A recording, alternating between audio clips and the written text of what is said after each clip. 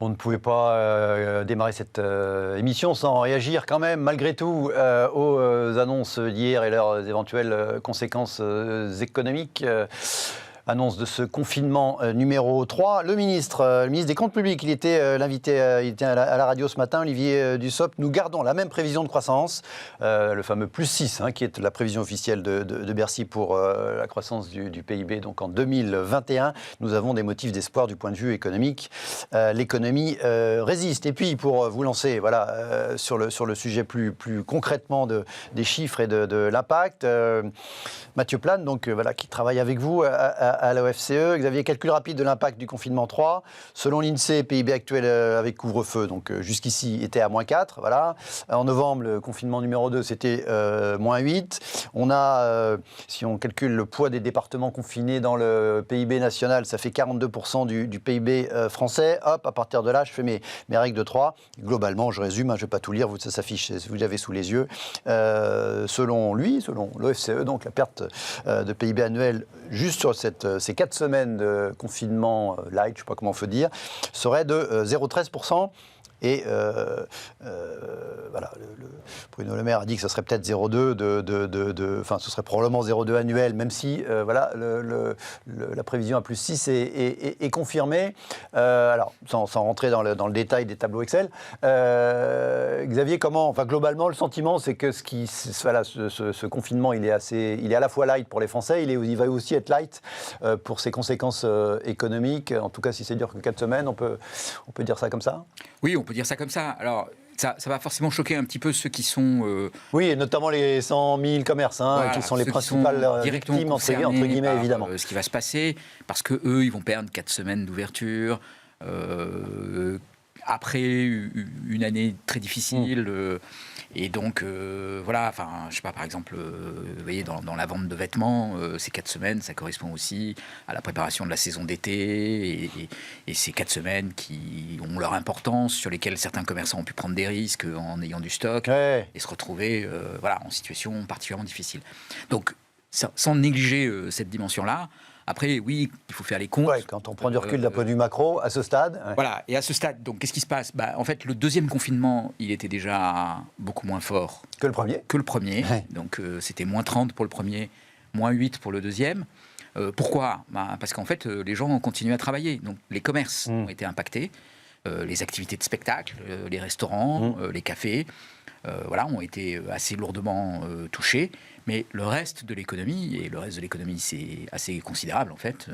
Ces secteurs concernés, ils pèsent à peu près 10% de l'économie. Donc il y a 90% de l'économie qui, elle, continue de fonctionner, ce qui a vraiment limité les impacts. Ouais. L'autre point très très important, c'est les écoles ouvertes. Donc les écoles primaires, les collèges, les lycées en demi-jauge ou à peu près, suivant les lycées. Parce que qui dit école ouverte dit parents qui continuent à travailler. Exactement. Donc parents qui continuent à travailler, et que ce soit en télétravail ou en se déplaçant, mais en tout cas ça permet de continuer à travailler, et donc du coup c'est ça aussi, c'est un facteur de moins qui vient empêcher l'économie de fonctionner. Donc ça, au deuxième confinement, c'était... ça a produit son effet très nettement, avec un confinement beaucoup moins brutal. Et là maintenant, dans ce qu'on va appeler le troisième confinement, ce qui va se passer, c'est que en fait, ça ne concerne, ça se rajoute à des mesures de couvre-feu. Ça ne concerne que 42% de l'activité économique du pays, en France, du pays. Et donc, du coup, l'effet, il est effectivement, sur 4 semaines, relativement faible. Puisqu'en moyenne annuelle, ça fait de l'ordre, au maximum de 0,2. On peut entendre des commentaires ici ou là qui disent que ce 0,2 est très optimiste, ça néglige tout un tas de choses, mais en fait, pas tant que ça. C'est pas...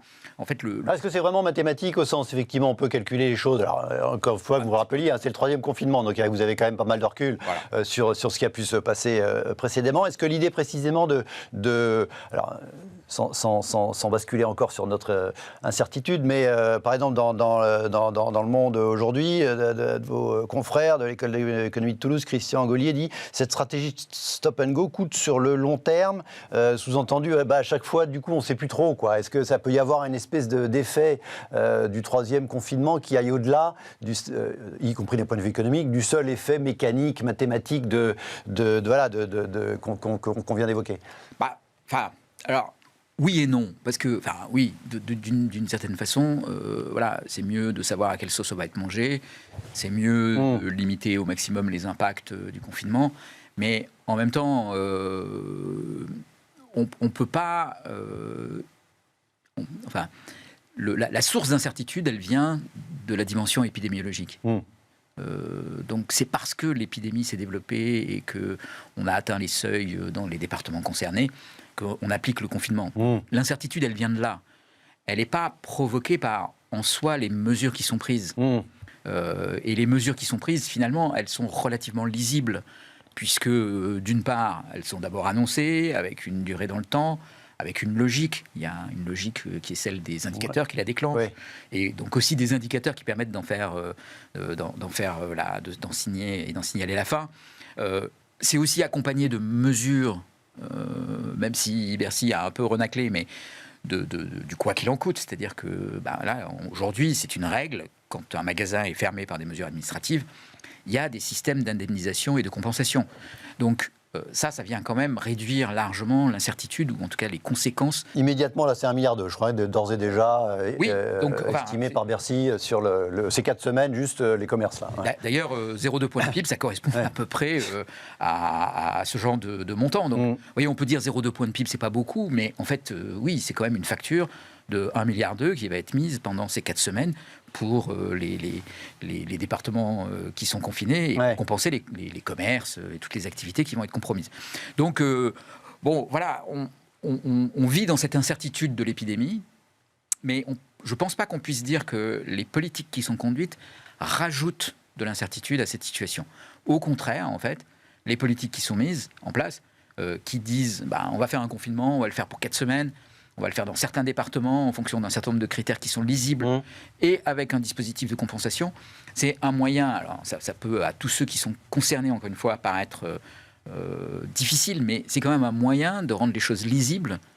Et c'est pas quelque chose qui vous tombe sur la tête comme ça de façon incompréhensible.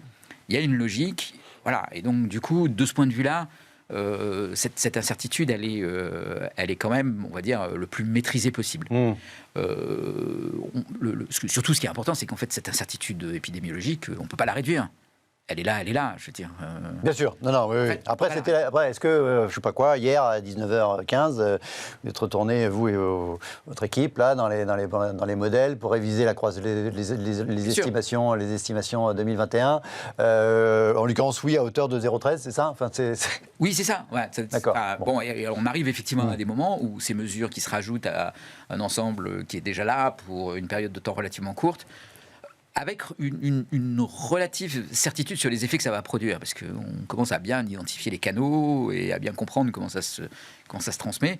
En fait, oui, on voit qu'on arrive à des montants qui sont plutôt faibles, en tout cas, et qui permettent de ne pas tout changer dans ce qu'on anticipe pour les prochains trimestres, quoi. Donc, voilà, c'est une mauvaise nouvelle, mais je pense que si on fait la séquence du premier au dernier confinement, on s'aperçoit que la maîtrise de la minimisation des impacts du confinement sur l'économie a quand même été grandement améliorée. Le premier confinement a été un désastre de ce point de vue-là. Oui. Et si on doit regretter quelque chose, en fait, c'est plutôt ça. C'est que très probablement, pour le premier confinement, on aurait pu faire quelque chose. On aurait dû faire autrement.